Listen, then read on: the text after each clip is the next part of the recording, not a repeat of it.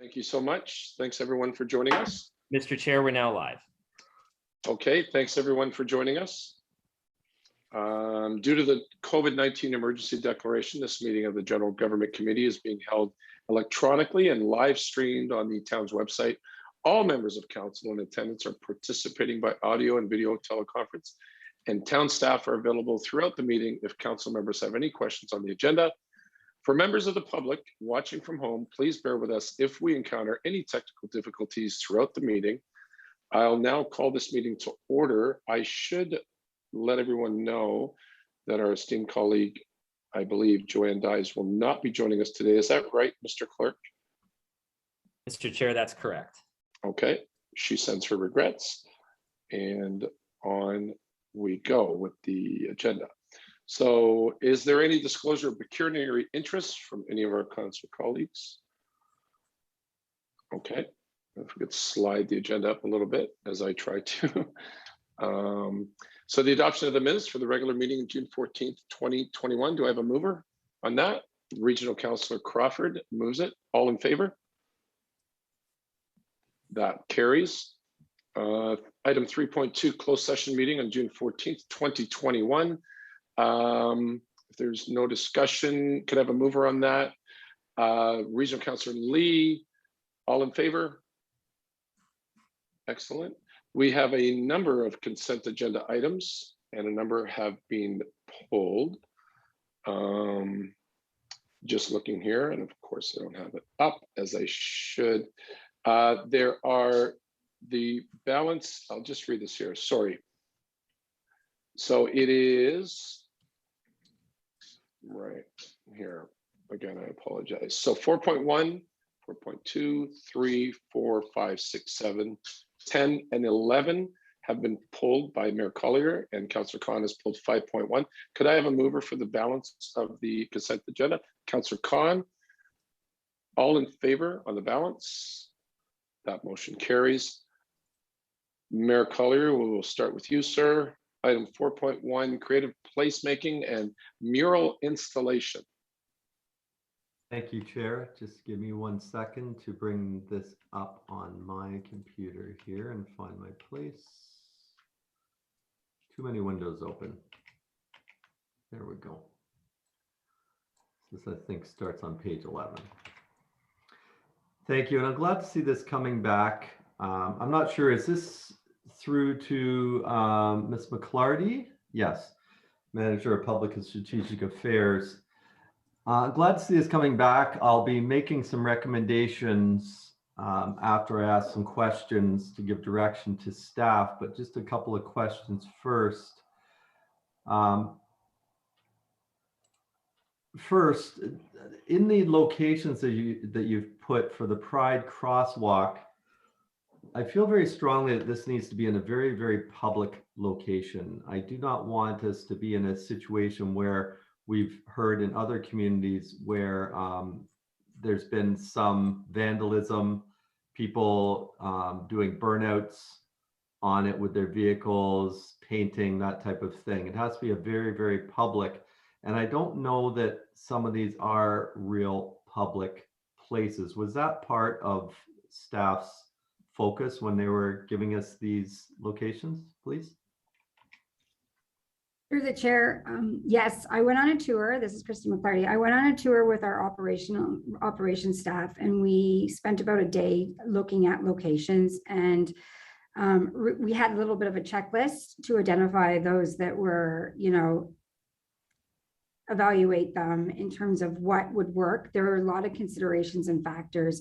You know, we talked about, you just talked about one being in a high profile spot, speed volume, traffic volume, whether or not it was in an area that, you know, pedestrians could use and would see. And it was in an area that would draw people to experience the crosswalk and talk about the crosswalk.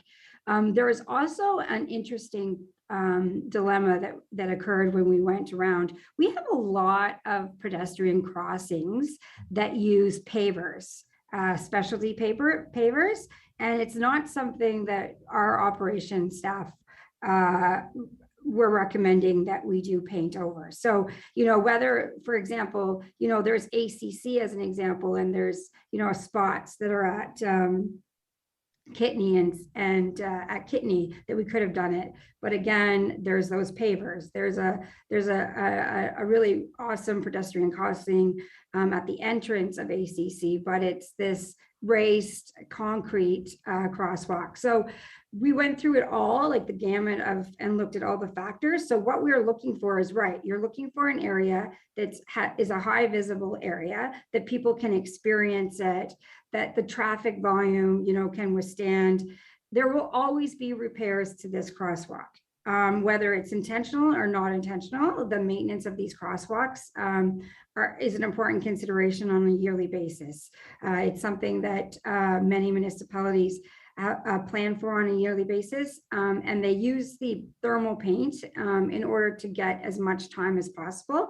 But this is really about saying, this is something that council wants to do. You want it in this area, and you're okay with, the maintenance that's going to have to happen over the length of and the duration of the sidewalk in place.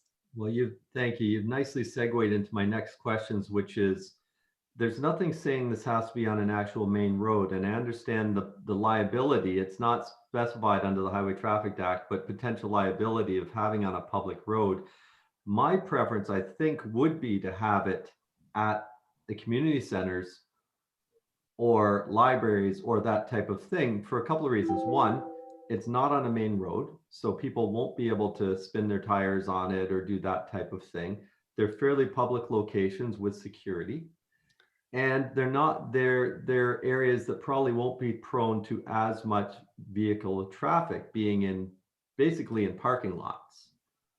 What are your thoughts on that? Like, if we had one in front of the McLean Center, one in front of the Audley Rec Center, one in front of the Ajax Community Center, not where the raised crosswalk is on the community center, but from the raised crosswalk to the curb in front of the doors, for instance. So there's a lot of challenges with that. You want a crosswalk that is accessible, that's going through the standards that are linked to our active transportation network through our not our crosswalks, but our sidewalks.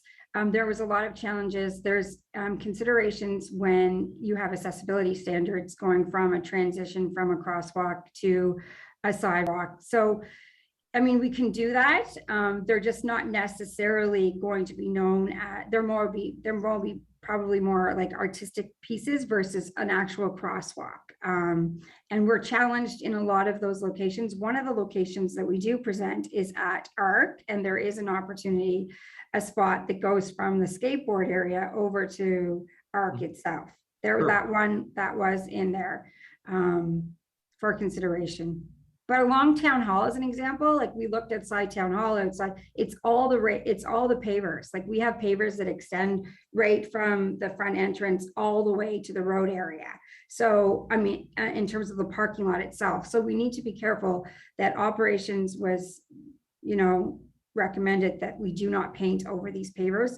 We had also made suggestions from Town Hall to like across Kings, but there's no sidewalk there. And another area was like at McLean's Community Center, across from the pathway that took you to connect the trails, the Miller's Trail there. Again, it's not a sidewalk. So there's a lot of liability associated with presenting a sidewalk that's not really a sidewalk. Yeah, no, I get all that, but these are very symbolic. It's not, I don't think this has to be as functional as you were saying, as far as it is functional, but it is also very, very much symbolic and a measure or a display of our support for the LGBTQ2S plus population. So I'm not too worried about that. I think all of our community centers do have the curb cuts for accessibility. So that would be my preference. I'll wait till I hear back from members of council on theirs, but I'm absolutely willing to move the recommendation that we proceed with this. And I think all we need to decide is where. And quite honestly, the numbers quoted are a little higher than I thought they would be, but I'm pretty sure we have some strategic money from some different areas that we can use for those. And it says it's for design, implementation, and contingency in the report. I'm not too worried about contingency. And design, I think we only need to do the design once. And once we have the design, we have the design. Is that not the case? I mean, Through what the I'm chair, saying there is, will, in order to duplicate it in other locations, once we have the design, I think it'll be cheaper in the other locations. Is that correct? through the chair, the design will always kind of be consistent with the size of the crosswalk or the crossing that we're talking about. So yes, the size will have to be designed, or there'll have to be a design based on the size and the area that it is being installed. So there will it will be a fee. I mean, it's a minimal fee. It's about $2,000. It's a modest fee to do a design, but it will be required for each pattern, for each location, because it is based on size.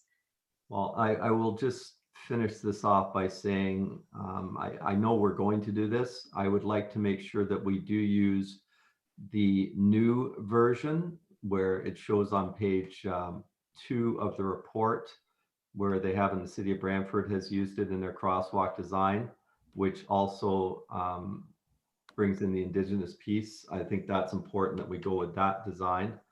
That'd be my recommendation, not just the traditional Pride rainbow crosswalk, but with the triangle there, the new design.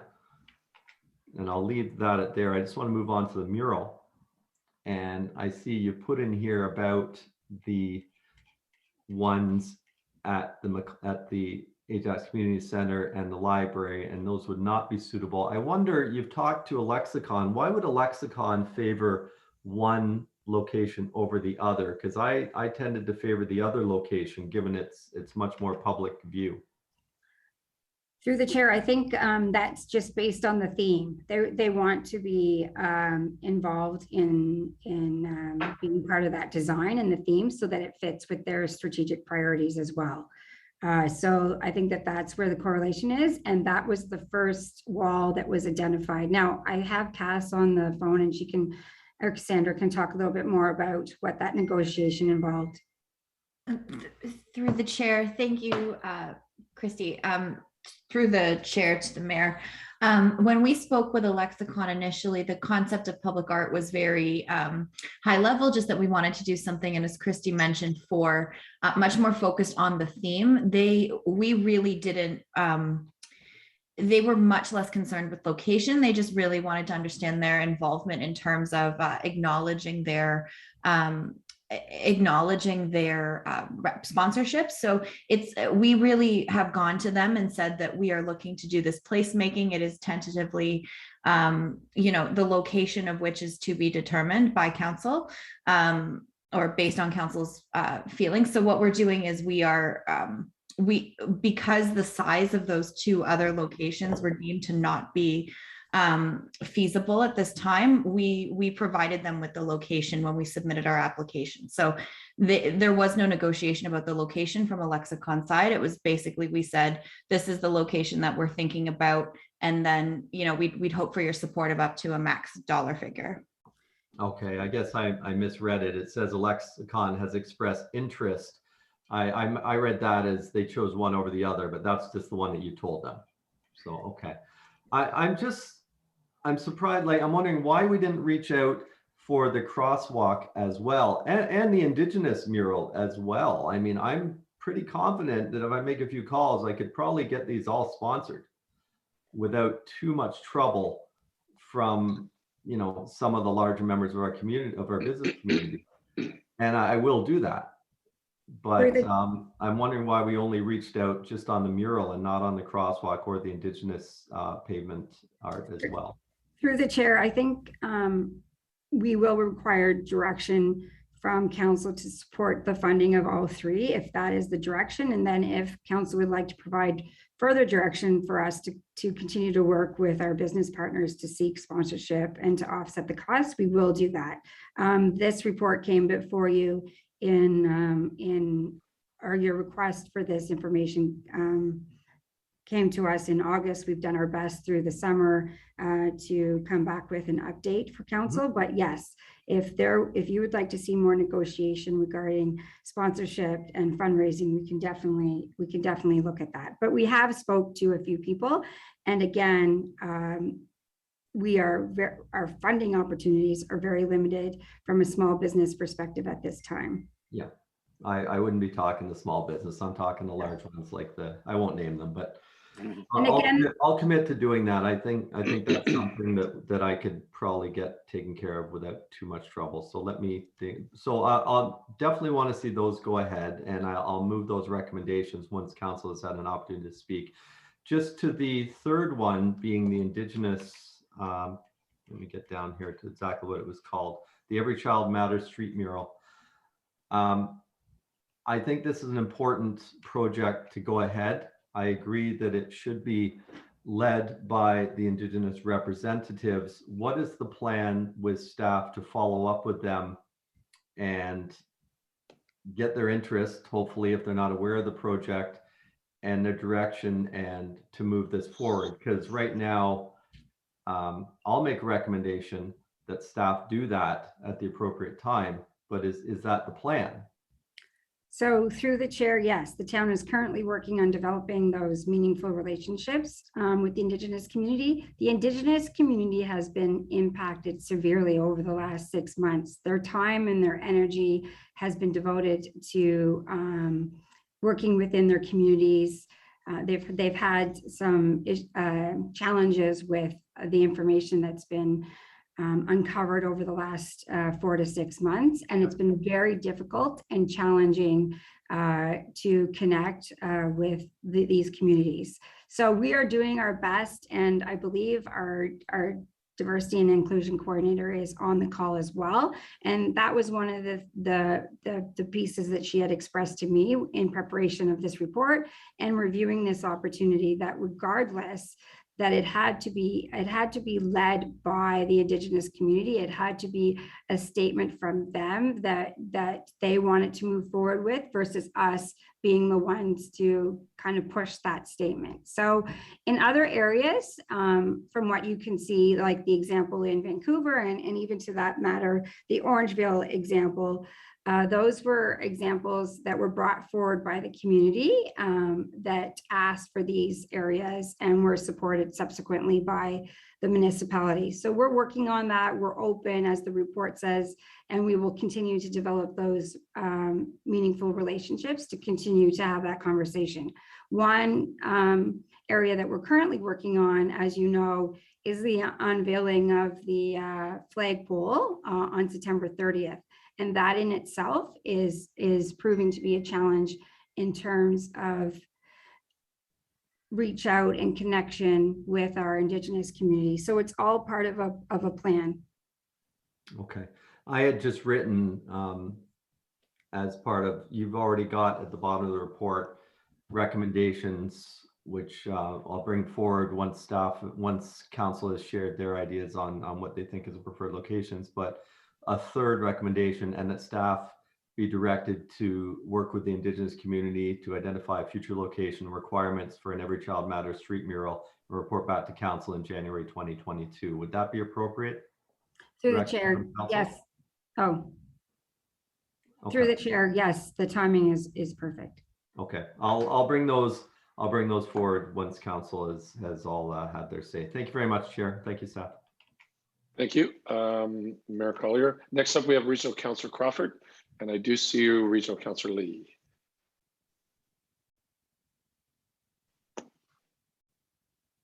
You're on mute, Marilyn. Yes, of course I am.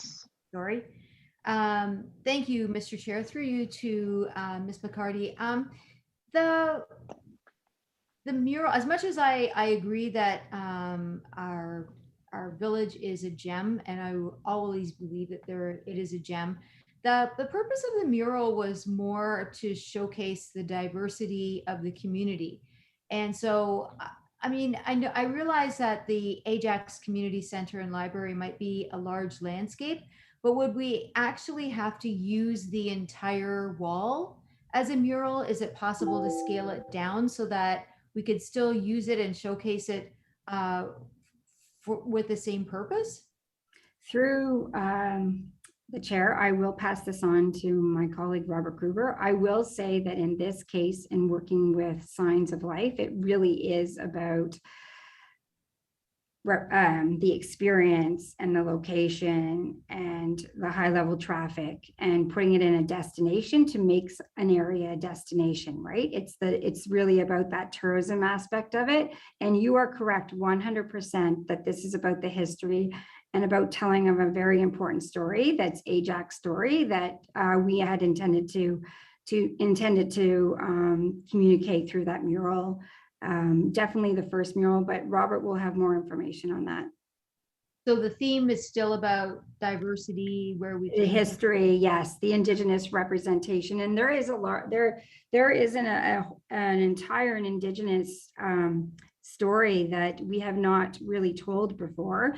And Michael Surchak from planning was able to do some research on that and provided that for an update we're doing with the Ajax snapshots book. And I think that this mural presents us an opportunity to unveil some of that as part of the theme that Robert would be working with Signs of Life with. Okay, thank you. One other thing was, so we have not heard anything from MPP Phillips as to a request for that mural at Westney Road. Through the chair, no, we have not. Is there any way we could do a follow-up and see if we can get a response from him? Through the chair, yes, we can. And in terms of that location itself, we intend on putting that in the same grouping as, let's say, the library and or the ACC, like when we move forward with doing an entire review and cultural plan in the consideration of some high visible areas. Thank you. And one other thing was when we did our display with the 215 teddy bears and shoes, one of the things we had talked about was a picture of that with it kind of framed with the orange ribbon. I'm just wondering if that ever got done, and could it be done for September the 30th as an unveiling? Through the chair, we will make it a priority to have it ready for September 30th and present. Okay, that would be awesome, because if we don't have, well, hopefully we'll have a flag also, but I think it would be very appropriate to unveil something like that at that time. Thank you Yes. very much. Thank you, Chair. Thank you, Original Councillor Crawford. Next up, we have Councillor Bauer. Oh, sorry, Mayor, did you want to just jump in? Sorry, yeah, I just wanted to reply to Councillor Crawford's question. During the AMO delegations, I did bring up that letter and the request for the murals to Minister of Transportation, Carolyn Mulroney. And I did get a letter back from her just today, this morning, that I forwarded to staff, and it did not address that request at all. It just said basically, thank you for the meeting. So I'm not sure where that's going, but that is the response that I got from putting that forward. And I haven't got a response to the letter itself yet. So no response. So no response yet. Okay, thank you. Okay, well, thanks for the update on the no update. Okay. Councillor Bauer. Thank you, Chair. And thank you for this report. Lots of good ideas here. Talking about the crosswalk, so I guess to Christy, first, what is a paver? Through the chair, I knew you were going to ask me this, but it's like the smaller landscaping stones, like the small stones that folks would have like on their driveways for decorative and design wise when you, Okay. Yeah. Okay. I do like what Mayor Collier has said about having one of the progress flag at each community center. And I had also mentioned having it walking into town hall from the parking lot into town hall. That's a high visibility, high traffic area. But then talking about some of the areas in my ward, on Lake Driveway, just east of Garnett, and again at Lake Driveway and Love Crescent, is where the trail, there's a trail connection on either side of Lake Driveway. And one of them actually has sort of like an unofficial crosswalk looking pavement or paving on the street. So I was wondering if that's high traffic, high tourism. Would those areas, were they looked at or could they be looked at?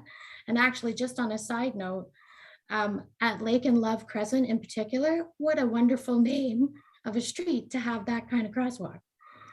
Through the chair, yes, all the sidewalks across the whole waterfront area were examined and looked at, including and around Paradise Park and the beach and the locations that you've determined the best locations were identified.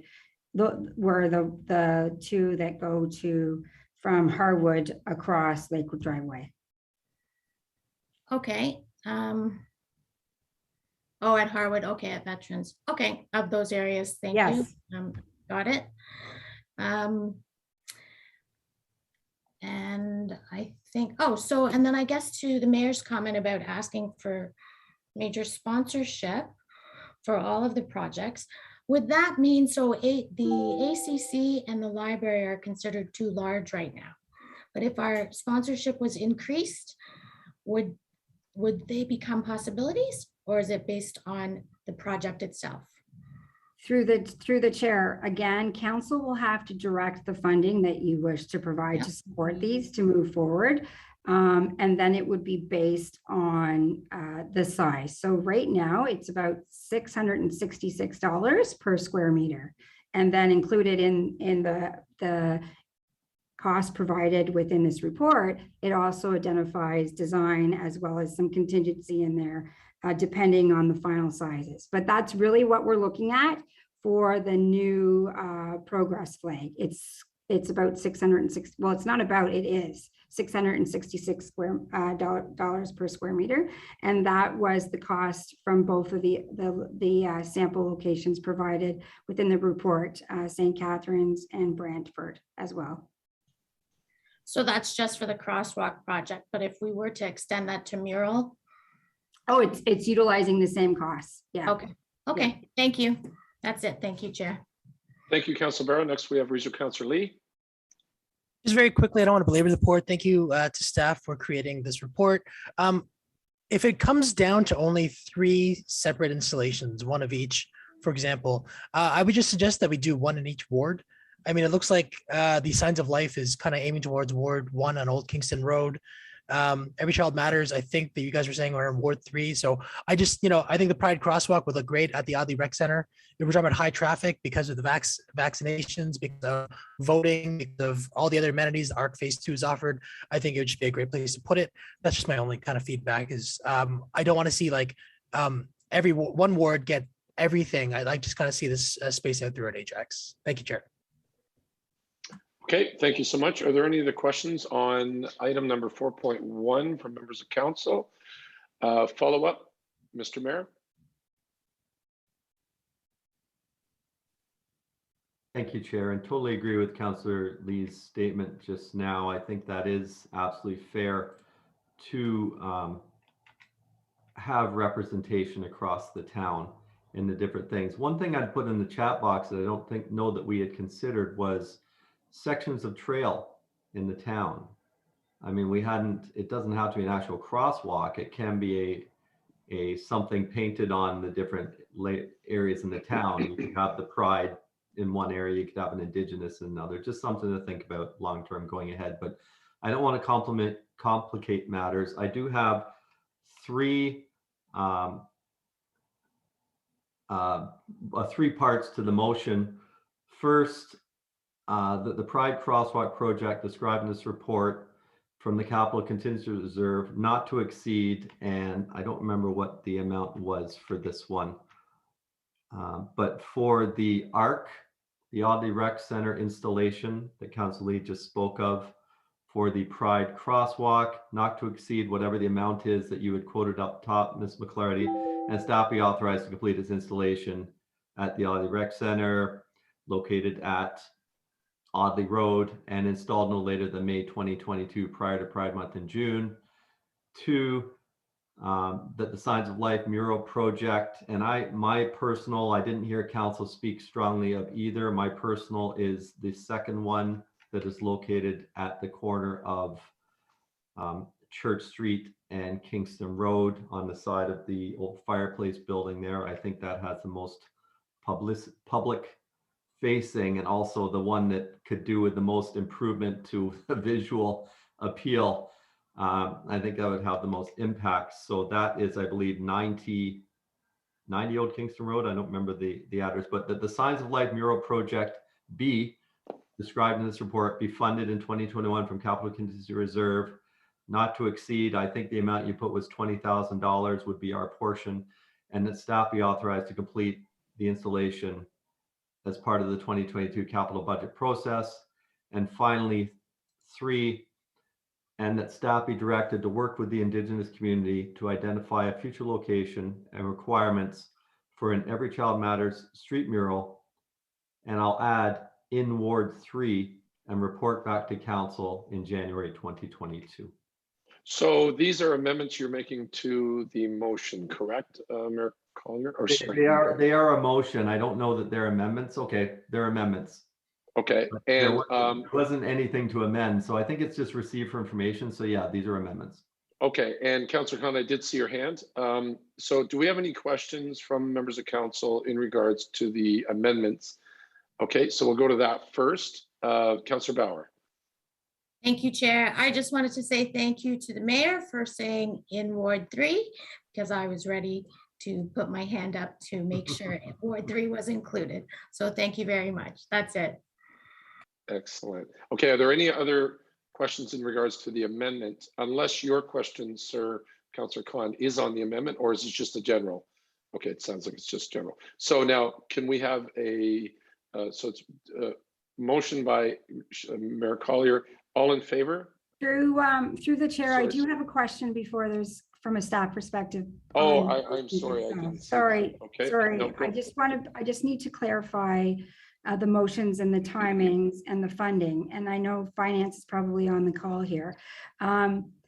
You mentioned that this report be funded in the capital contingency reserve for 2021, but installed for 2022. So I'm wondering if that should be, you're okay with it being a 2022 project, that it be funded as part of the 22 budget. Fine if you just strike the word in 2021. Okay, That's all right. not necessary. I just took that from the staff report. So Okay, so I think that you need to remove also the clerk, the capital contingency piece.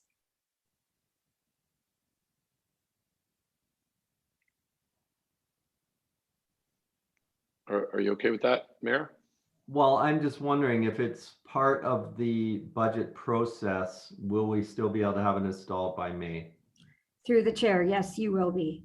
Okay, so instead of be funded, project described, it should be the same as the Signs of Life from the, or sorry, where did it, let me just read this. Somewhere in, okay, never mind. Yeah, that's fine. Part of the budget, just part of the budget process basically is Okay. what it needs. So to be. I don't, yeah, okay, it's good. Okay, I should have said, is there any other questions from staff or council? So I don't think there's any other questions from staff or council on this amendments. All in favor? Okay, that passes. And now, I believe I'm doing this correctly, Alec.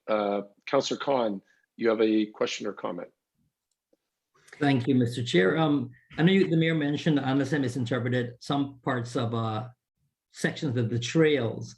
And I think the Waterfront trail is safe, but the other trails like River Bike, it's easy to be vandalized because we've been dealing with a bit of a graffiti problem there at the same time. So I just wanted to bring that to the attention. I think the Waterfront trail is more open and safer, but the hidden parts, like under the bridges by Kerrison and Rossland, I've sent you photos of the vandalism of the graffiti that we've experienced. So that's all I just wanted to bring to the attention. Thank you, Mr. Chair. Good point. And I'm sure staff heard you and will make So now, can Through the we, chair, Sorry. we need more clarification on the actual motion. What Okay, technique so- clarification? So yeah, we- the first one is to be funded through the budget process for 2022. The next one, there was the thought that we would move forward with that now in 2021. Or is it something that you would like to see going forward in 2022? You're talking about the Signs of Life mural? Yes, yes. Well, I assume that that is going to take a lot more time than the Pride Crosswalk in design and planning. Through the chair, I'll Is there let a Rob, chance that would be installed in 2021? through the chair, I do believe that that was the case. Robert Gruber, if you're on the call. Yeah, through you to the chair, or through you to the Mayor Collier. The mural itself only takes 5 to 7 days to install, so it's actually quite a fairly quick process. They just need good weather, to be quite honest. And they've already come up with preliminary designs of what they were thinking of doing. They just need to finalize those concepts and get an authentic artist. They were looking for an authentic Indigenous artist to help them with, and they have all of those contacts as well. So we can make sure that it's a true and authentic design that we can look at. So yeah, it should be quite an easy process once we get the okay from council for that to go forward in the fall sometime. They would be happy to do that. Well, that wording is exactly copied from the staff report recommendations. So I guess I need to know before we reword it, what does finance have to say? Like, where would this come from if we took it this year? Because it's an unbudgeted amount. Ms. Valentin? Sorry, Chair, I kind of jumped in there. My Through bad. It's okay. No, we're just jogging things along. So Ms. Okay. Valentin is speaking now, and I have Councillor Bauer as the next. Okay.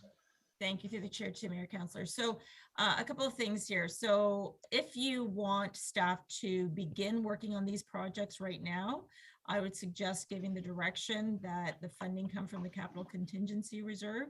If you wait through the capital budget process, it would likely be funded from the strategic initiatives reserve, but then you do have to wait for the capital budget to be approved before you can actually award things and Right. actually work the process. Mr. Clerk, I am fine with just putting that Signs of Life mural project be described in this report be approved and funded from the capital contingency reserve, and staff be authorized to complete the installation. If that helps, Ms. McClarty. All clarified. Thank you very much. Okay. So point of order, because I know the chair's going to ask, we had just voted on this I and know. it Yes. passed. I know. So do we have to Yes, reconsider, yes. chair? How does, or I would- clerk? How does this work?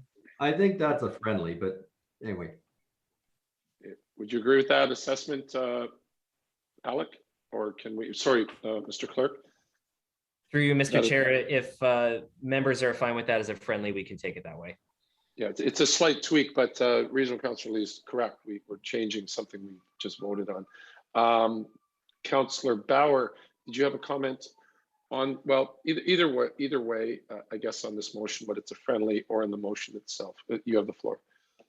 Thank you, Chair. Yes, I do. And I just wanted to confirm with the mayor, when you were for item number 3, the Signs of Life mural project B is in the report is 2 Old Kingston Road, but during your discussion, you had said 90 Old Kingston Road. So I just wanted to confirm. Let's Do you- just go back and look at the exact, I'm being corrected and Ms. McClarty is correct. It says in the recommendation for the Signs of Life, be authorized to complete in the installation or be considered in part of the 2022. I read that quickly. Let me go back up and look at the other. It was the B. It's on page It's 50. B, it's 2 Old Kingston Road. Okay, thank you. I just wanted to confirm. That was everything, Chair. Thank you. Okay, so it looks like we've adjusted and tweaked sufficiently. And now if we can maybe go back, Mr. Clerk, and show the agenda as we would all see it.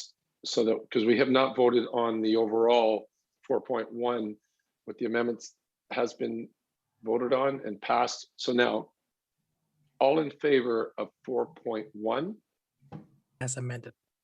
as amended, sorry, as amended. Okay, that motion passes. Thank you so much, everyone. Okay, we are now on to 4.2, which was pulled by our mayor, Sean Collier. You have the floor, sir. Thank you, Chair. Sorry, I think I pulled them all. Sorry. No, I'll try and be- no, I'll you try and didn't. be brief. Didn't No, I? there was Good, two. good. There was two that you didn't. Good, good. Let me just find my questions here. So basically, through you to Ms. Valentin, I imagine, or to finance, whoever is here wants to answer this.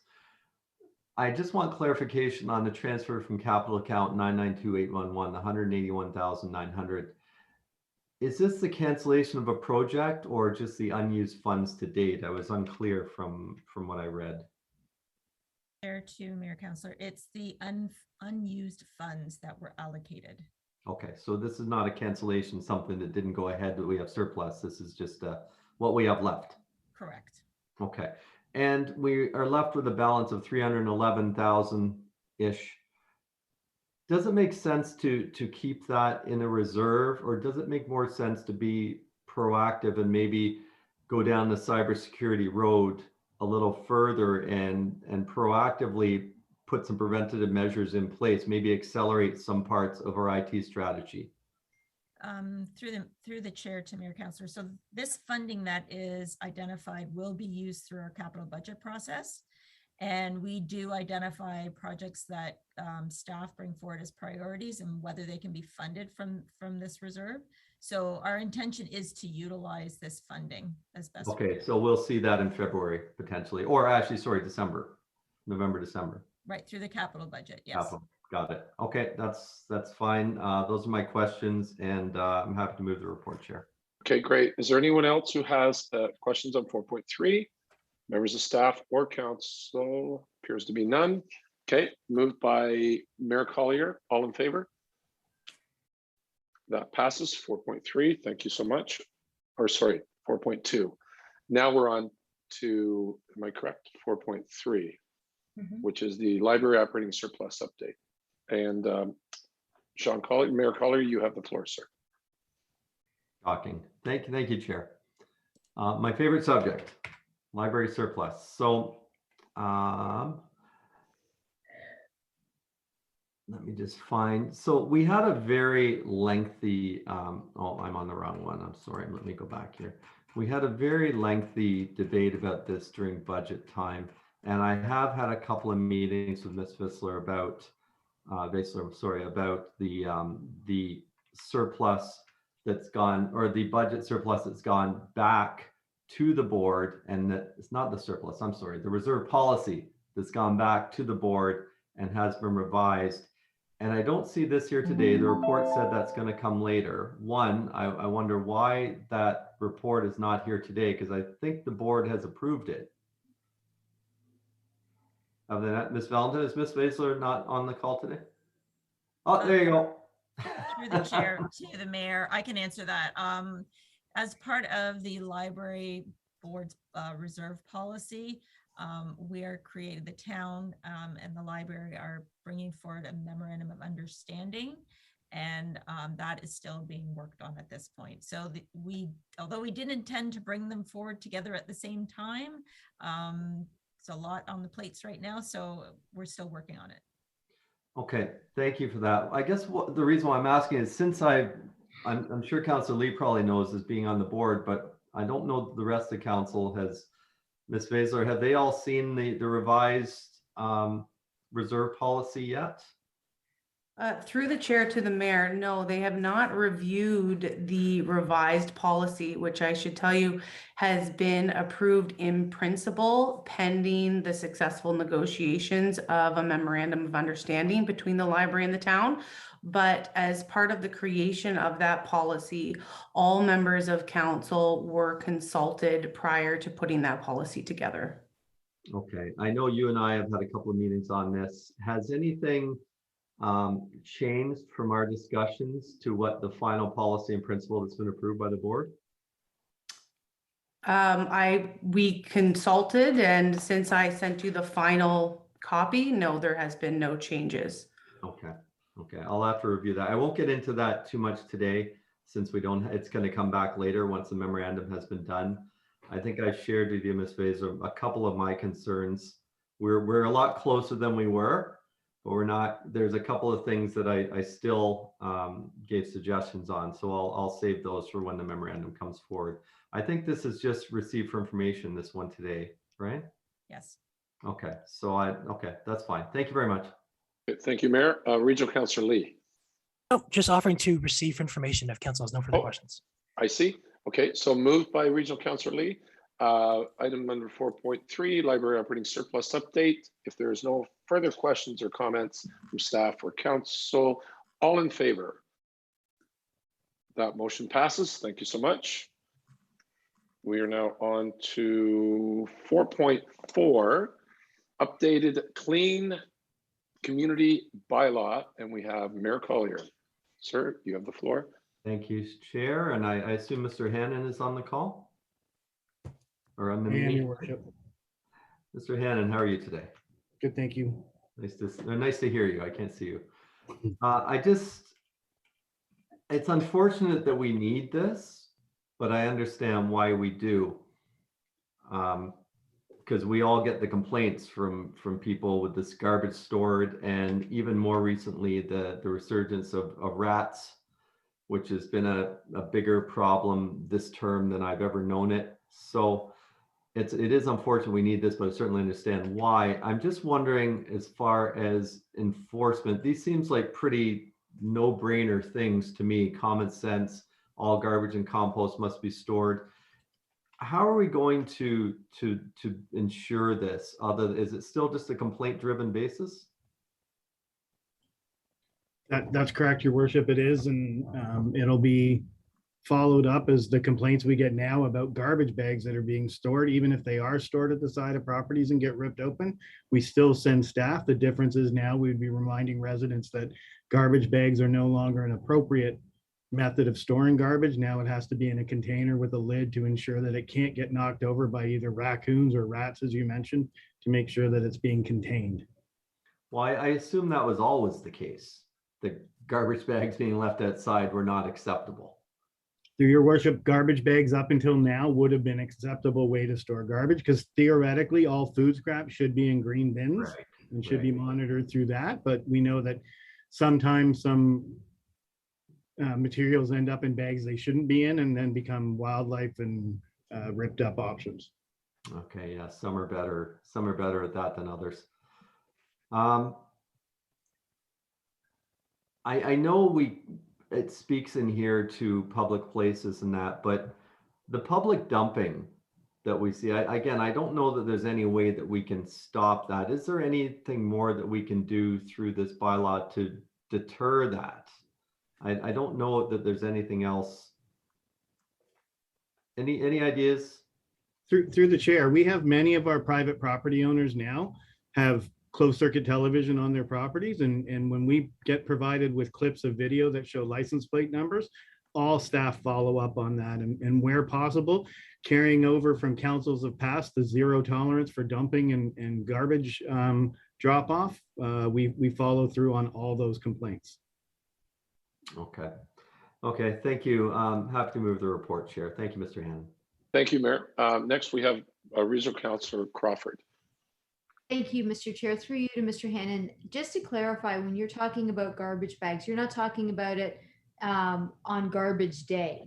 So on garbage day, it doesn't matter that garbage bags are on the front for pickup. This is just kind of in between those 2 days, is that, or those 2 weeks? Is that what you mean? Through the chair, you're correct. If you're going to store garbage on your property, it must be in a sealed bin with a lid. But when it goes out to curb, I don't believe the regional bylaw even allows you to put bins out to the road. They have to be bags. Yeah. The other thing I just wanted to mention as a public service notice, if you happen to have a compost that doesn't lock anymore, you just have to take it to regional council or regional headquarters and you can get a brand new one for free. So that's always available to you if you need them. Oh, I don't know why my camera's not on, sorry. That's always there for any resident to be able to use. So, you know, rather than getting your compost all eaten up, go and get one exchanged. Anyway, that's it. That's all for me. Thank you, Mr. Chair. Thank you, Regional Councillor Crawford. Okay, we'll go to Councillor Lee. Sorry, Regional Councillor Lee is No, Councillor Crawford answered my question. I thought this was for garbage day. I got really stressed out as well, but thank you for answering that, Regional Councillor Crawford. Thank you, Chair. Excellent. Okay, I just have a quick question, a follow-up to Regional Councillor Crawford. When you say Durham Regional headquarters, do you mean like on Garden, like actual regional headquarters? Show up in the lobby and no, yeah, that's where you go. Yeah, I mean, you can email ahead of time, but the deal they don't. I mean, I'm not sure that they'll actually deliver it to your thing, but the idea is that you bring the broken, you get a new one. So yeah, okay, excellent. That's excellent information. Are there any other questions or comments from council or staff on item number 4.4? Mayor Collier was happily to move it. So all in favor? That carries. Thank you so much. Next, we have 4.5, exotic pet bylaw. All yours, sir, Mr. Mayor. Awesome. Thank you very much, Chair. And through you to Mr. Hannon, let me find the right place here. There we go. I'm just going through my notes. So again, I understand why we have to have this. It's precluded me getting that cow I've always wanted for the backyard. But I'd be very interested to see the potential chicken policy. Can you tell me, is there any other municipalities around here that allow chickens? Through the chair to your worship, yes, there are. There's probably 4 existing right now, including the city of Toronto, that all have projects either in place or as pilot projects. Okay, is there any other, I'll call them barnyard type animals that are also, you know, we have some people, I have my sister-in-law, not an Ajax, but has pigs, for instance. The small ones, which I understand are quite trendy now, but I think they're excluded in our bylaw. Through your worship, yes, our bylaw separates livestock, which should be in rural area. And, you know, it isn't about so much as being pets as well, just what people find comfortable as pets. It also deals with the welfare, the health and welfare, about what's an appropriate environment for an animal to be living in. And that's something else we have to consider when we're looking at, you know, the difference between livestock. They should have area to move around, should have large areas.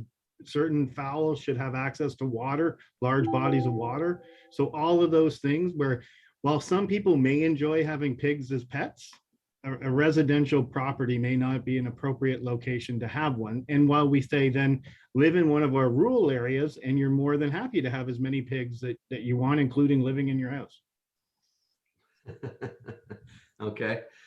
And I understand that. And I think that would probably cause more complaints than it would anything else, should we allow that. We've recently had an issue with service animals. And one of the banned animals in our policy being a service animal. And I understand that if a doctor's note is provided, that supersedes our exotic animal bylaw. Is that accurate? Through the chair to your worship, that is correct. There's 9 occupations that have the ability under the act to write notes to allow any animal to be used as a therapy animal. And that would be above our bylaw, with the pretense, because we got a legal opinion on it, as long as the health and welfare of the animal was being maintained. So that, you know, that's always our main concern, is to ensure that the animal's health and welfare is at best concern. Okay, I'm not going to move to take any particular animals out of the schedule, because I don't think that's the right thing to do, since if these particular animals are deemed to be service animals, They just need to get that letter and that will allow them. I think you know the case I'm talking about. Has that letter been provided? I haven't received the complaint in a while from the resident. If I Through could your just worship, jump yes, in here, it has folks. been received. Sorry, Pardon me? is that? So we have somebody, was that Ms. Cooper, Director Cooper, maybe? Somebody That's spoke. okay, thank you. I didn't hear Mr. Hannah's answer, but yes, I think it was Ms. Cooper. Sorry, Mr. Hannon, were you done? Did you want to just complete what your thought there, sir? No, I'm finished. Thank you. We were, Okay, I didn't hear Mr. Hannon if you said, did you get that letter or not?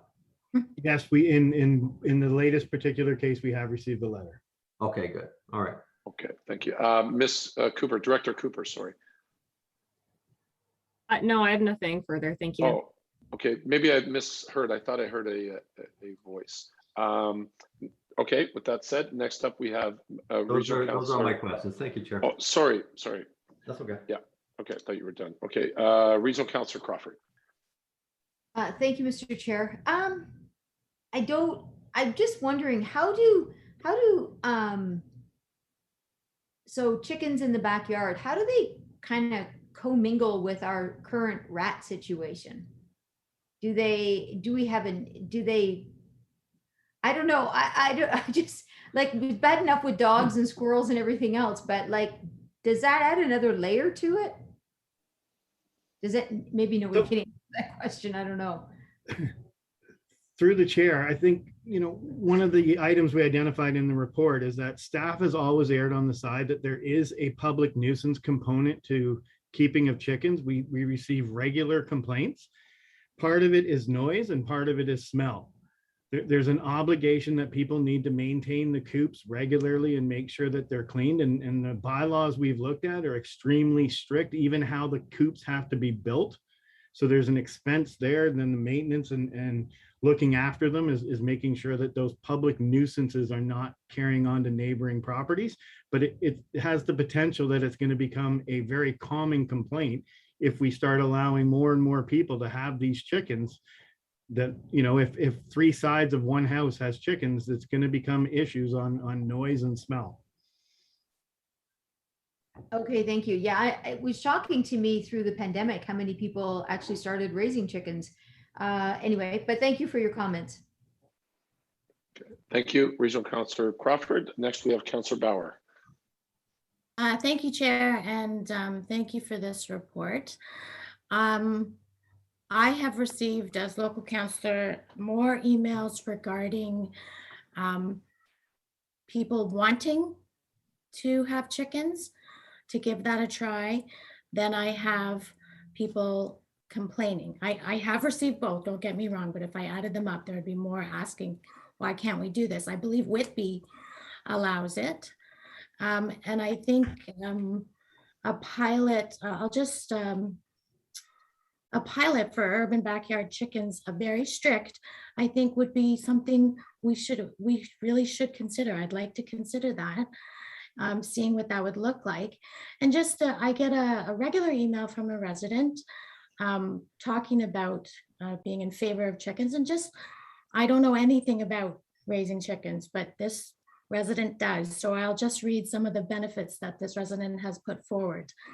Benefits to raising hens in urban areas include fresh, healthy, delicious eggs free of pesticides and antibiotics. Chickens eat table scraps, reducing municipal solid waste. Chickens produce a rich fertilizer byproduct high in nitrogen, eliminating the need for petrochemical fertilizers. It's a great educational piece as it teaches children or residents who don't know about raising chickens, like myself, where our food comes from, and demonstrates responsible pet ownership. They are great pets because chickens are people friendly and can be interesting and entertaining to watch. And that chickens eat bugs, reducing our backyard pest population, again, without the need for chemicals. So just a few points in favor of a pilot. I think a pilot is always, it doesn't mean it's a permanent thing, but if other municipalities there's been an upsurge in the request and municipalities are trying it out, I would like to see Ajax try that out. with very strict guidelines again. So I guess I don't have a question other than, do I need to move that? Are you Yes. saying, that you want to move the 4.5 when it comes time, Councillor Bauer? No, 4.5, just the request. Well, I guess I could move the report, but bring forward an outline for a pilot project for an urban backyard chicken program. So are you adding an amendment to this report? Yes, you are. Can we see that on, you're probably feverishly typing away, Mr. Clerk, yeah. So, and again, just to comment what Regional Councillor Crawford asked about conflict with rats, that would, I guess, be part of the research done towards this pilot to see if it would be like, would it cause an increase in rats or a conflict with rats? I'm not sure. Anyway, thank you. Are there any questions from staff or council on the amendment? I have a comment. Regional Councillor Crawford, did you have a? Well, I don't want to be a Debbie Downer because, like, you know, chickens aren't my thing, but that doesn't mean they're bad. But in everything that we've been talking about with rats, bird feeders attract rats. So what do chickens do to rats? Do they attract them? Do they not attract them? I don't want to be making a worse situation than we already have for residents at this point. So that would be I'm assuming from that we would do this investigation, but that would be my only caution. I mean, a bird is a bird, bird feed is a bird feed. So I don't want to make our current situation any worse. But again, I'm not trying to be a Debbie Downer or nothing like that, but anyway, that was just my comments. Thank you, Regional Councillor Crawford. Mayor Collier. I'd often thought of raising emus in the backyard, but that wouldn't qualify. I actually thought that was what staff was bringing forward, but I've gone back and reread the report, and it says if council chooses. So yeah, I'll support this. I don't want to support absolutely going ahead with it. I will support directing staff to look into it and come back to us with some options. Is that your intent, Councilor Bauer? That is my intent. Okay, yeah, I don't want to go ahead and authorize a pilot right now without all that information. So I'll support this just to get the information. Thank you. Okay, Councillor Khan, thank you, Mayor Collier. Councillor Khan, you're good. If I may just add on the amendment, the feedback I've gotten from residents has sort of been a little darker than this. They've said that some of the chickens they're witnessing are, you know, kids are sticking sticks through the cages, and one got attacked by a raccoon. So I'm glad Mr. Hannon earlier said that, you know, the health and welfare, you know, I'm pretty animal lover. I want to make sure everything's run clean and everybody's safe and tidy. But I do definitely echo and share Regional Councillor Crawford. I think her and I are getting pretty much the same amount of feedback with rats.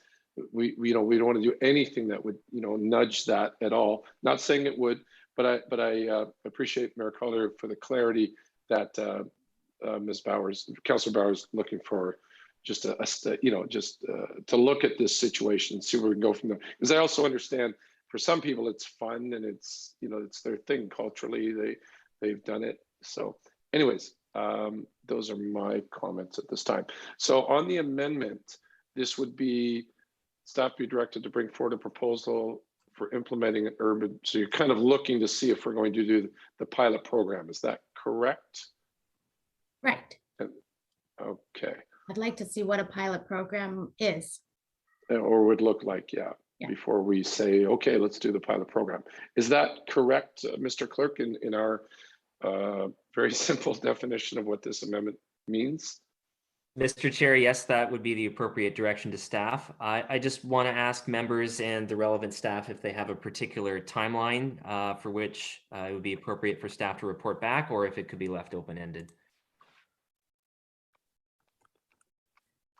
Anybody on staff could speak to that? Maybe would it fall under your umbrella, Mr. Hannon? Maybe not. Operations. Mr. Chair, I'd say that we could easily bring something forward by the end of winter.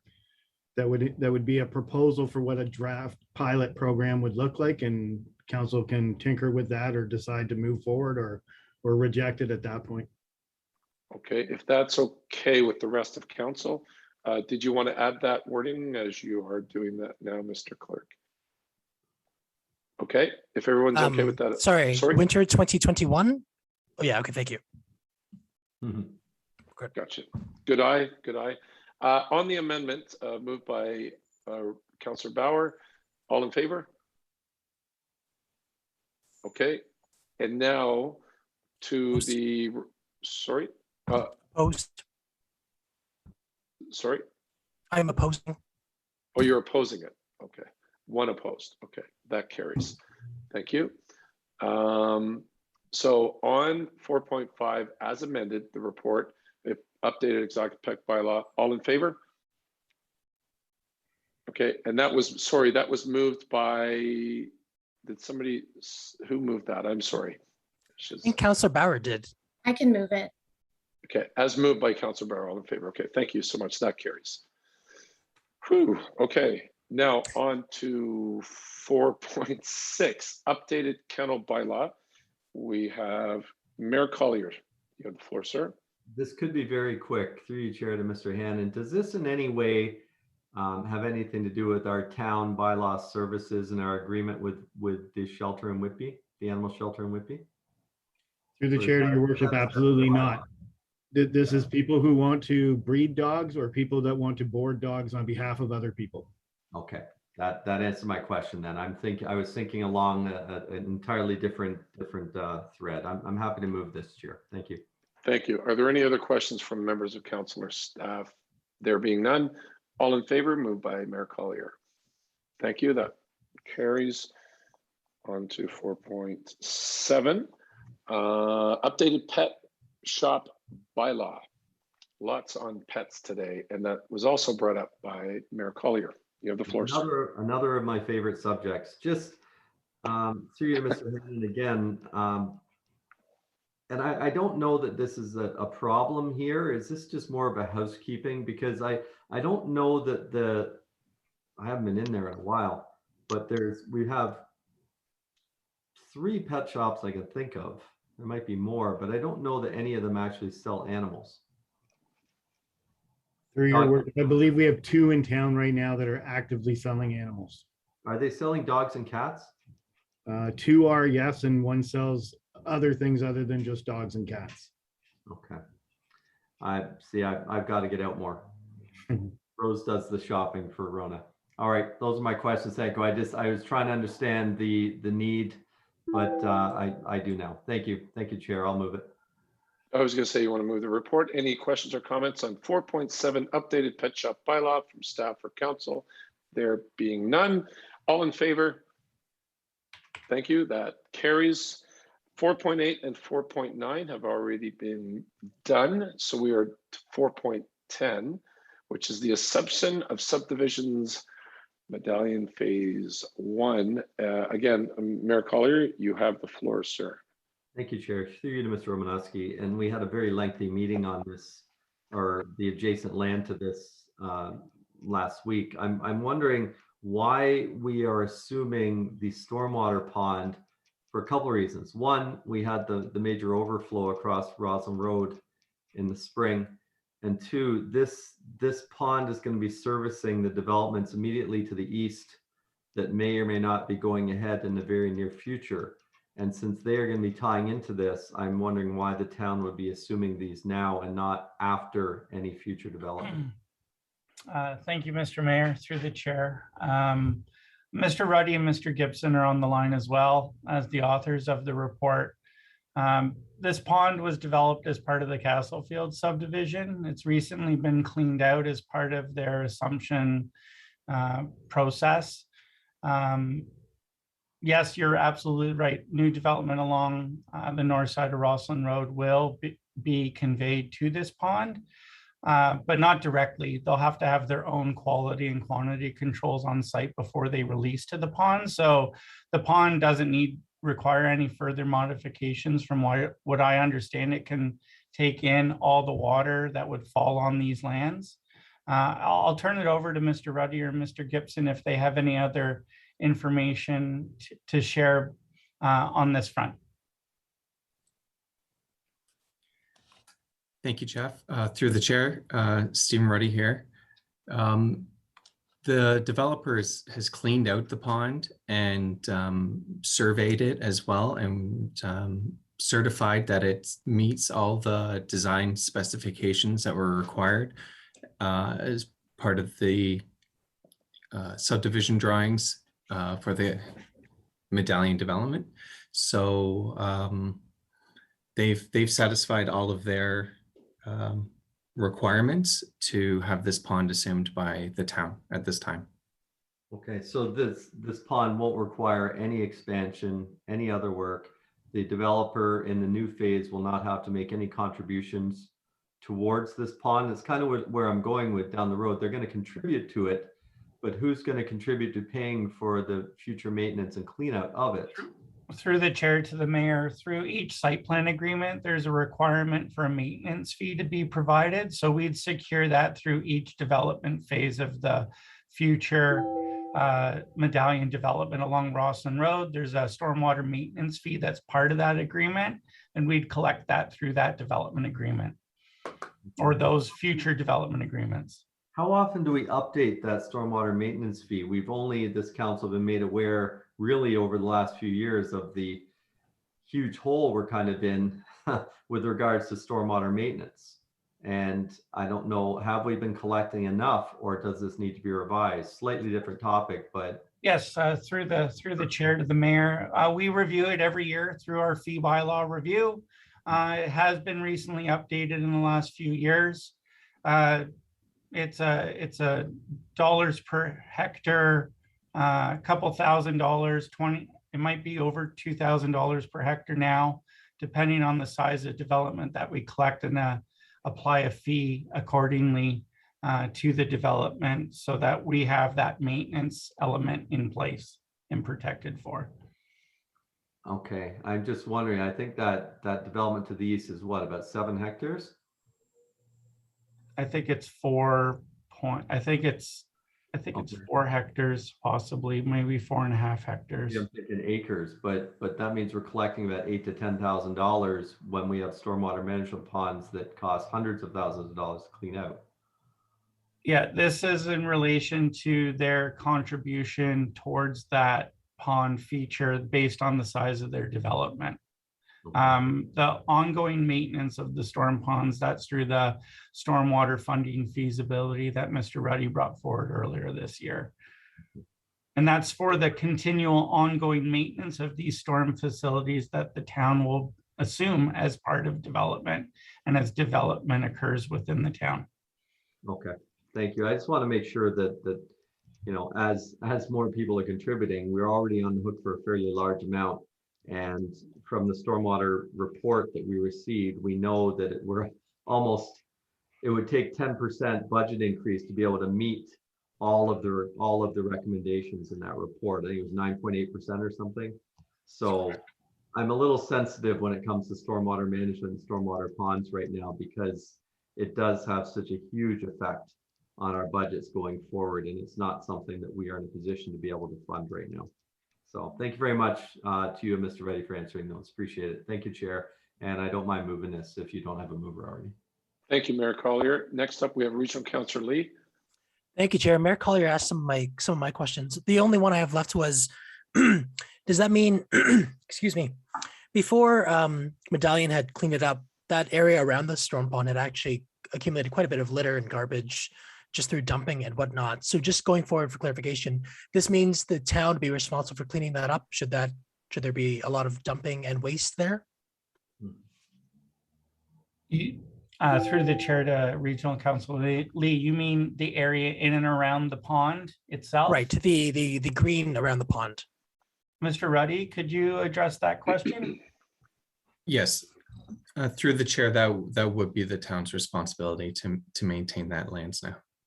Okay, I just wanted to confirm, based on the diagram, it wasn't just the pond that was blacked out, it was the whole surrounding area. I just want to confirm that if we had problems going forward, we know who to call now, I guess. Thank you, Chair. Thank you, Regional Councillor Lee. Any other questions on 4.10 from staff? Council? Doesn't look like there's any. Moved by Mayor Collier. All in favor? Okay, that carries. Thank you so much. On to 4.11, 4.11, status of community improvement, CIP. That went a little bit too high there. Thank you. Mayor Collier, you have pulled it. You have the floor, sir. I think there is a delegation request on this item, so I don't mind moving that we hear the delegation for their allotted 5 minutes if required. We do have a delegation. I believe you're correct, Mr. Mayor. But before we get into this matter, Mr. Sawchuk just would like to address council briefly before we get into it, if council is able to do that. And I'll ask my questions after, Chair. Thank you. Yep, that is fine. Go ahead, sir. All right, thank you, Director Romanowski. So good afternoon, everyone, and thank you for the opportunity to provide a quick overview on this item.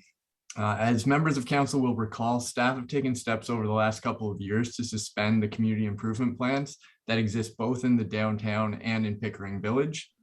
These suspensions were initiated in order to carry out a comprehensive review of the CIPs, where staff would determine if these CIPs were still advantageous for the town.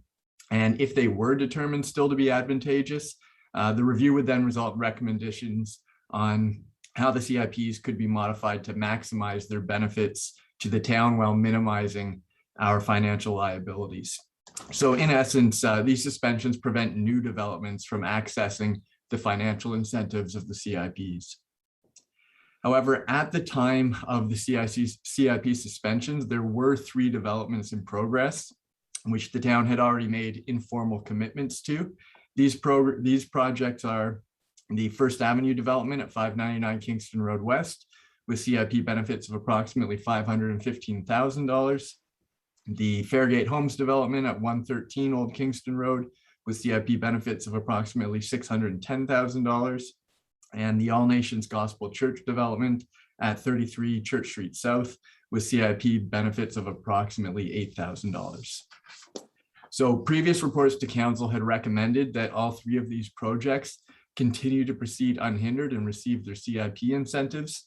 However, staff did feel that it was appropriate to bring this matter before council one last time, just to make it abundantly clear why these developments were actually going to receive their benefits despite the programs being suspended. And really that comes down to 3 different reasons. The first of which is that it upholds the principles of the CIPs, which clearly state that any pre-existing approved projects shall continue to receive their benefits during program suspension. Secondly, it demonstrates a measure of good faith to these proponents that have been assured access to these benefits throughout the development process. And third, it helps to ensure that all 3 of these important projects will actually be completed and delivered. So if anyone does have any questions about the reports, I'd be happy to answer them. Thank you. Okay, thank you so much. Are there any questions from council to staff? But I do also know that we're going to need a motion to suspend the rules of procedure to hear from the delegation. Mayor Collier. Thank you, Chair. I did give you that motion to suspend the rules to hear the delegation. I was going to ask my questions now. I was going to ask them after the delegation, but Mr. Sawchuk has answered many of my questions already.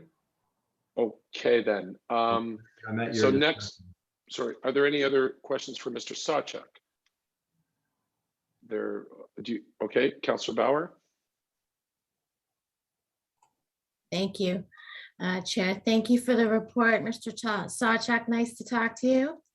I just had a question about, there was a part of the program that was not suspended, and that was the facade improvement grant and the sign grant programs at PV CIP. So I just was curious, has there been use of those parts of the program to date, and how much, at what cost? So through the chair to Councillor Bauer, yes, there's actually been overwhelming interest in the facade program this year. So at this point, we have projects aligned for the full $75,000 that is allocated every year. And this would be the first year that we would actually reach that 75. In fact, we have more applications than we can actually handle at this point. So my hopes are that some projects will be able to be held off until next year. But to answer your question, yes, absolutely, there's interest in those funds. Okay, thank you. That was my question, Chair. Thank you so much, Councillor Bauer. So as motioned by the mayor, there is a motion on the floor now. If there's no other questions, to suspend the rules of procedure to hear from the delegation. There must be a 2/3 vote. All in favor of suspending the rules? Excellent. Okay. So now the delegation can step forth. I believe they are in the waiting room, or Mr. Clerk. Mr. Chair, they're connected to the call now. Okay, you have the floor. Welcome to our General Government Committee meeting. Thank you, Chair Moran, and good afternoon, Mayor, members of Council. My name's Steve Edwards. I'm the planning lead for GHD in Whitby. And with me, I hope on the line are Tony Morrow and Larry McDonald from Fairgate Homes, or owners of 113 Old Kingston, which is referenced in the staff report. I'd like to thank you for the opportunity of addressing the committee. I know we don't normally take delegations, and also wish to thank staff for their report. I believe everybody's familiar with the subject site at 113 Old Kingston. It's the anchor property at the west end of the historic village, and the site occupies the very important western visual gateway into Pickering Village and Ajax. We've worked with staff to create a building design that we believe is fitting of this high profile site, and there is one section of the elevations in your report. Just so everybody's aware, planning approvals are essentially in place to permit the proposed development. And the site plan's been through its circulation, and we have applied and had approval of a heritage permit application. The site plan agreement's in, I guess, also prepared in draft. The main point for us being here today, and is very important to this project as we look at the project financials, and I'm not sure if committee or council members are aware, the site has soil contamination, and it's a pretty critical issue. Estimates at the moment are that the condition adds about over $3 million in extraordinary development costs. So that's a considerable amount of additional costs, and the issue has to be addressed in order to permit the development to proceed. I don't think there's a sort of in situ kind of way to solve it. So really, given that, our real reason for being here today is just that indicate we support the staff recommendation. And I guess that those recommendations would really be needed to assist this project along. We hope that committee and then council will consider it favorably. And it, again, will help us offset the extraordinary development costs. And that's all I'm really going to say. I don't know whether Tony and Larry, if they're there, have anything they wish to add. I think you said it all, Steve. It's Larry here, but I think you said it all. It explained the challenges we have on the site, and this helps us certainly go forward with it. We have some other issues to work out, but this is a good start. Okay. And I guess we'd attempt to respond to any questions if there are any. Okay, thank you so much. If you are done with your presentation, we first have Mayor Collier. Thank you, Chair. Through you to the delegation. This is the old PAB site, if I remember. Is this the one on the corner of Elizabeth Correct. Road and Old Kingston Road? Correct. Okay. I wonder, you said it was contaminated. Is it contaminated, or is it just poor soil for foundation that requires changes to the foundation plans? No, it is contaminated, yes. Okay. Because we knew that it had poor soil and water and wasn't good for foundation. That's why the last owner didn't build there. Did you not do soil testing before purchase or as a condition of sale? Yes, we did. So you knew that there was contamination before you purchased? Yes. But you purchased? Yes, we did. Okay. Okay. Thank you. Thank you, Mayor Collier.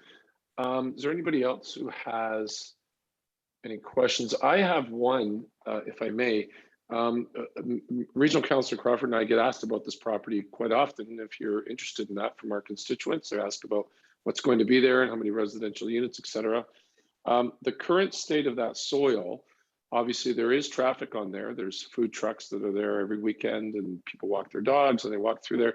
I was asked, I think I know the answer, but could somebody speak to there's no danger like for residents that are walking through there. What you're speaking of is much deeper in the ground. I don't want to put words in your mouth, but could someone speak to that, please? Okay, I'll take this, Steve. Okay. Yeah, we're not aware that there's any danger to pedestrians or any of the public at this point. Most of it is some 20, 25 feet deep. Okay. Okay, thank you. I don't mean to stoke any fires. I was just asking that question's come out a few times. Is there any other questions, once again, from staff or members of council? Okay, there being none. Okay, thank you, gentlemen, for your delegation, and that will all be taken into consideration. Do we have a mover? Thank you. Do we have a mover for 4.11? Okay. I'll move it, but I want to speak to it. Oh, sorry. Okay. Moved by Mayor Collier. I thought I saw Mr. Lee, but okay. Moved by Mayor Collier, and you wish to speak. You have the floor, sir. Let me pull this up for 1 second, Chair. Sorry. Page 87.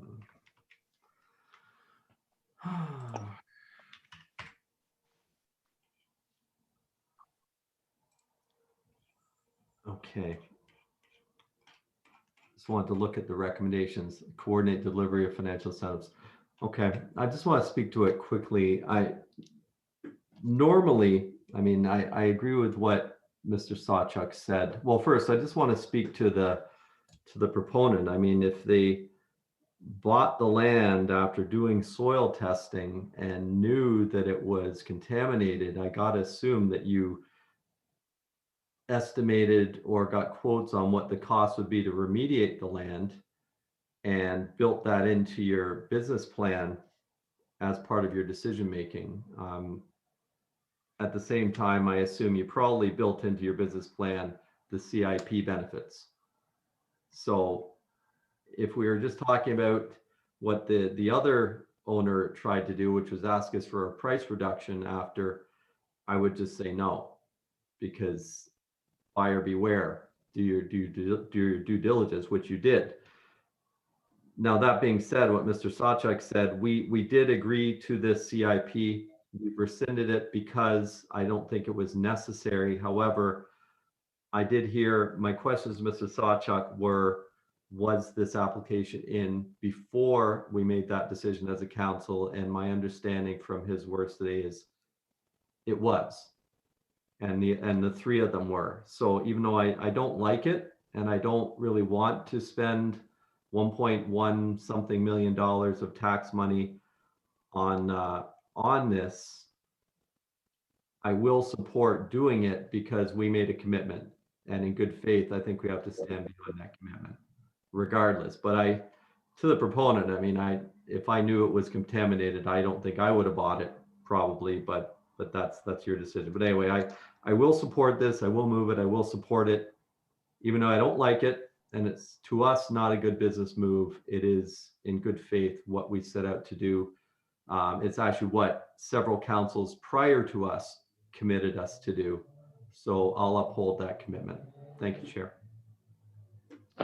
Thank you, Mayor Collier, for answering a question I was just going to ask. Does anyone else on council have any questions or comments on this? There being none. Oh, sorry, Regional Councillor Lee, you have the floor, sir. Thank you, Chair. I share a lot of Mayor Collier's reservations regarding this, but I also think it's important to keep up, an agreement that was previously made. This is not the first time this council has had to honor an agreement made previously from previous councils. And I don't know if this is another conversation for later, but I think we need to, once and for all, before going to next term, figure out what else is owed, what else is, it just keeps, there's a sense of surprise every time we kind of get these reports. And it's getting incredibly frustrating to yeah, to do our jobs, so to speak, when, you know, we have all these initiatives we may want to do, but now we have to pay $1 million for XYZ. And so it's not completely related to this, but absolutely related to this. Like, I'd like the surprises to stop at one point and have a full, frank accounting of any other things that we should be aware of, and not just find it out at the report point. So if it's a closed session, so be it, but that's just my 2 cents. But obviously I will support this. Thank you, Chair. Thank you, Regional Councillor Lee, and I echo your thoughts. Mayor Collier, would you like to speak again, sir? Just for clarification, and Councillor Lee, I do absolutely appreciate your sentiment, and I was part of the previous councils, the last 4 previous councils where these decisions were made. And at the time, just in our defense, I guess, or just for clarification, at the time, there was no movement on properties and we did not have the development that we have today. And there was a need for incentives to help move these things forward. But, you know, maybe we should have put the stop on the CIPs a few years ago. Maybe we were a bit slow on that, but there was a need at one point. That's why we have CIPs, to kind of jumpstart these developments in some areas where it's needed. Unfortunately, it's costly, but again, the commitment was made and got to stick to it. I'll just leave it there. Thank you. Okay, thank you, Mayor Collier. Any other questions or comments? I just wanted to add that, yes, I agree with what Regional Councillor Lee said. I think the challenge is the surprise. It's not so much the, you know, the legitimacy or the reasons why, you know, I'm sure it was done properly and with good heart for the community at the time. It's just that it'd be nice to know if there was a list, you know, here's 7 things that, you know, still need to be done, or something we can look at in the future. With that said, 4.11, I believe the report was moved by Mayor Collier, and there is no amendment. So all in favor? That carries. Okay. Jogging along quite well here. 4.12, 4.13 have already passed. So we're all the way over to 5.1. I was going to suggest maybe if we can, is everyone okay with just keep rolling along here? Yeah, because I know we've all got a place to be. Excellent, okay. So we are on to 5.1, the Harwood Avenue North and Haskell Avenue pedestrian crossing update. And it was pulled by our esteemed Councillor Khan. If you would like to speak, sir, you have the floor. Thank you, Mr. Chair. Sorry? Chair, is there a presentation, sorry, point of order, by Mr. Grieve, or is this just questions? Through the chair to Mayor Collier, I believe it's just questions on the report that's been put forward. And John is available on the line. Okay, we first have, thank you for that clarification. Councillor Khan is up, and we have Regional Councillor Crawford and Regional Councillor Lee. Go ahead, sir. Thank you, Mr. Chair. Mr. Grieve, thank you so much for presenting this this today. Yes, just a couple of questions for clarification. Mayor, No, I just want to get put on the speaker list. Oh, okay. Oh, okay, Yeah. sorry, yeah. Right. I have you, yeah. Yeah, Mr. Grieve, about the northern part of Haskell on Harwood Avenue, there is a yellow painted median that residents, when we spoke about it at the last meeting, we were discussing making that into a turning lane into the plaza to create more safety. And I can't really see the images, but was that addressed? And if it was, can you speak to it a bit for me, please? Mr. Grieve. Yes, happy to do so. So through the chair to you, Councillor Khan, you are correct. At the public open house that we held where we presented the preferred design, we did hear from residents that that painted median was being used as a de facto dedicated southbound left, and they asked that we look at formalizing it. Through the design, the detailed design, final design that is presented in this report as figure 2, you will see we have done that. So the analysis done by our consultant confirmed there is sufficient space to do so. So those lines will be modified to become a dedicated southbound left, and therefore making those movements, which we know are already happening, legal and much safer. That's amazing. Thank you very much. I also agree with the option 1 for the south side for the crossing. But I noticed on the option on the features you mentioned for the corner radius, it says the west side corner radius needs to be reduced to improve safety. Can you again speak on what that means exactly? Absolutely. So again, through the chair, so the revision or the slight change to the corner radius is shown in figure 2, and I do apologize. Those are large images on a small paper, but it's a simple tightening of the radius. So right now, as designed, the intersection has a very large kind of sweeping corner. And with the installation of the crossing and the associated overhead signage, there was the need to tighten that radius, make it a tighter corner so that everything could, be in accordance with design standards. So this work will include some small minor curb work, which will just tighten the corner. Thank you. That answers my question. And how far away is this crossing from the bus stop? This being on the south, because that's the most important part. We want it to be very close to the bus stop. How far away is it? Close. Very close. It's meters. As part of this design, we are also proposing construction of a sidewalk down to that bus stop. It's I don't have the measurement right in front of me, but I suspect it's 20 meters at most. And so I think all of us know right now there's a worn path down to that concrete pad. As part of this work, we are proposing making it an official, concrete sidewalk. Amazing. And from the beginning of this concept to the time we were averaging it to be completed by the end of fall, how long does a process like this take overall in your experience? So that just so our residents can know how much we've been putting into this, like what's the approximate time a project like this takes with the steps that were taken? Absolutely. So a project like this has many steps. A typical project I would suspect to be 8 months to a year, because you do, at least from my perspective, we require some data to do an analysis and confirm what is appropriate. Then it needs to go through our budget process and then constructed. So that is an eight month to year process typically. This one's taking a little bit longer. Because we have had a few iterations of reports. There's some other ongoing work in the area that was considered at one point, potentially tying this work into. So this one has taken longer, but a standalone project like this, in my estimation, is an 8 month to year project, kind of standard timeline. Thank you. And I'll close with the last question. What's our next steps with this, sir?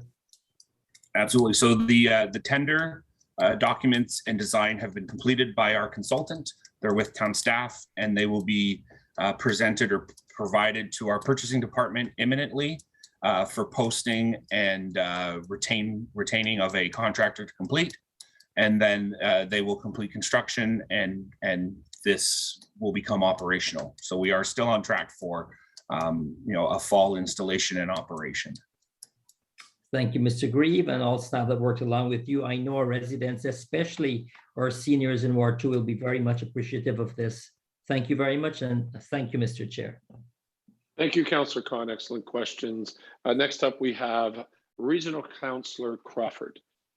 Thank you, Mr. Chair. So I'm just going to say that when this first came forward, I did vote in favor of it, but I wasn't a fan of it because I would rather have a developer pay for something like this. But over the last summer, I have been biking up there on a regular basis. So that is part of, Haskell's has been part of my regular cycling route. And I can't tell you how much this is needed. So I can't say that I've ever frequented up there before. And so now that I have the understanding of the area, and Harwood is a very, very busy street and narrows into those 2 lanes. I know I'm just telling everybody what they already know, but I just want to say that I'm very happy to see this coming forward and extremely happy to support this 100%. This is a lit crossing, is that right? Through you, Mr. Chair, to Mr. Greaves? So to respond, there is lighting at the intersection, which provides lighting for the full intersection. When you speak of a lit crossing related to this, are you talking about like a signal for the pedestrian? Yes. So this is similar to the crossing, if you could picture in Ward 1 on Ritchie. So it's push button activated. A pedestrian will push a button and there'll be a flashing beacon that is activated, which requires vehicles to yield and gives the right of way to pedestrians. So that's the control that is installed as part of this crossing. But from a general, lighting, there is street lighting at the intersection for not only pedestrians but vehicles as well. So there's going to be a full set of lights there? Eventually, this is so as was presented in a report previously to this council. This is considered an interim measure. Okay. So this is being installed as a solution while the road is a 2-lane road. Town staff are currently completing the Harwood Avenue EA, which will see the widening of this section of road from 2 to 4 lanes. When it is widened to 4 lanes, this intersection will then be a full traffic signal control. So this crossing will be removed and the full signal will be installed. Okay, so the one on Ritchie, is it not raised a little bit? Yes, the one because it is a mid-block crossing, it is a raised crossing in an attempt or a way to bring additional visibility to it. This raised crossing technically could have been considered as part of this, but it is not necessary given that you are at an intersection. The design as proposed is what is really required at this option or in this design. Okay, so this is a crosswalk, but not like Church Street where you get a light that actually stops all traffic. Or is that that's what this was like, right? Similarly, yes. So on Church Street, there is a version where you use a traditional traffic signal. This is not that. This is similar to Ritchie, the flashing beacons. Okay. Well, I hope we do a lot of public awareness on that when this comes up, so that so people are aware that this is a mechanism that requires them to stop. So anyway, thank you. I'm very happy to see this. Thank you, Regional Councillor Crawford. Next up, we have Regional Councillor Lee. Thank you, Chair. I'm just confirming, we were given option 1, option 2. Ultimately, we are picking option 1. Is that correct? And do you need a motion for that, or staff will proceed with option 1? There's no motion required. Unless council desires. This is simply meant as an update report to give council an update on the capital project that was directed to staff earlier. And yes, the report suggests option 1 is the preferred and then presents the design, the ultimate design related to option 1. And we are proceeding through tender pending any direction from council to do otherwise. Perfect. Thanks for the work, John and team. Thank you. Thank you, Chair. Thank you, Regional Councillor Lee. Mayor Collier. Thank you, Chair. I agree with option 1. Councillor Khan spoke a little bit about the work that has to be done on the radius. This has been an area where we've had constant complaints from residents for line of sight to the south, because those bulrushes in the, whatever you call that lower section to the west side of Harwood Avenue, those bulrushes grow so high they impede the line of sight. So I just want to say first, John, that when they go put that sidewalk in, that some sort of measure be taken, whether it be to use a machine and remove that vegetation from that drainage ditch there and move it back, like cut that out about 100 feet back so it's no longer a problem, please. Because that's been an area of issue for quite a long time. I just wonder, since there's sidewalk and curbs on the east side of Harwood Avenue. When we do the widening, I assume the widening will be to the west side of Harwood Avenue, and everything that's on the east side will remain? Question mark. So the EA is still under process, but yes, that is the very likely solution that the EA will find, is that road is widened to the west, and all works or all infrastructure that is on the east remains.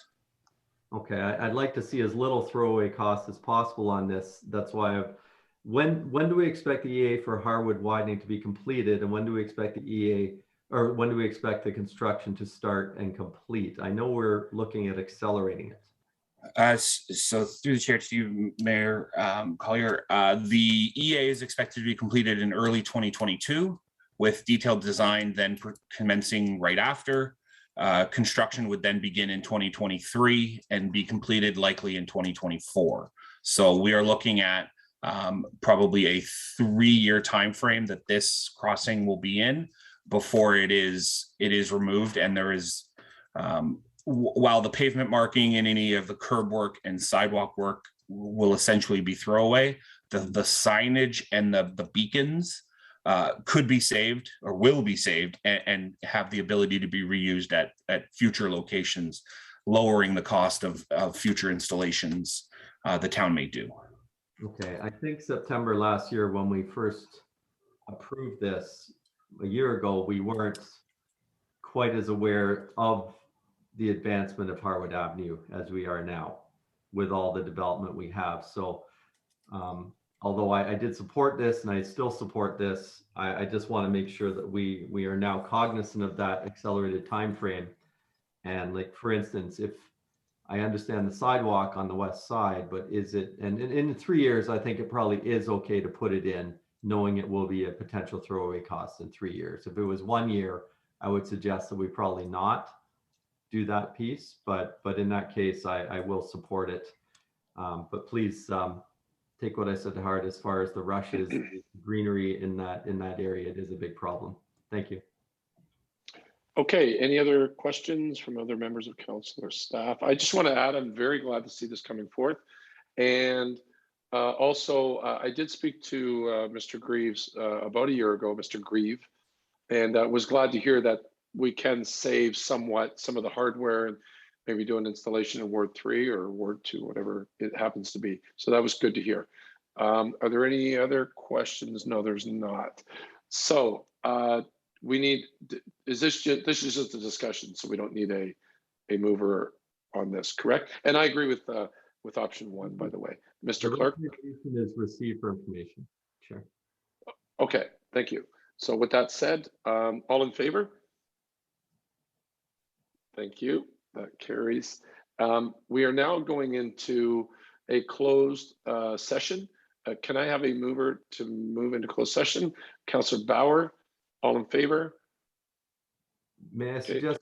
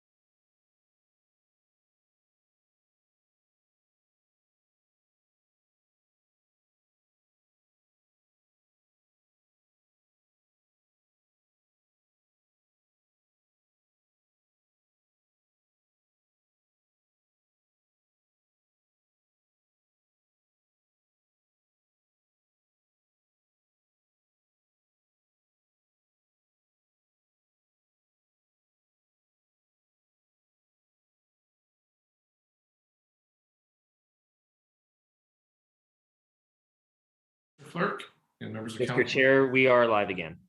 Thank you, Mr. Clerk and members of council and staff. Just out of the closed session. Do we have a mover for the closed session? Councillor Bauer, thank you so much. All in favor?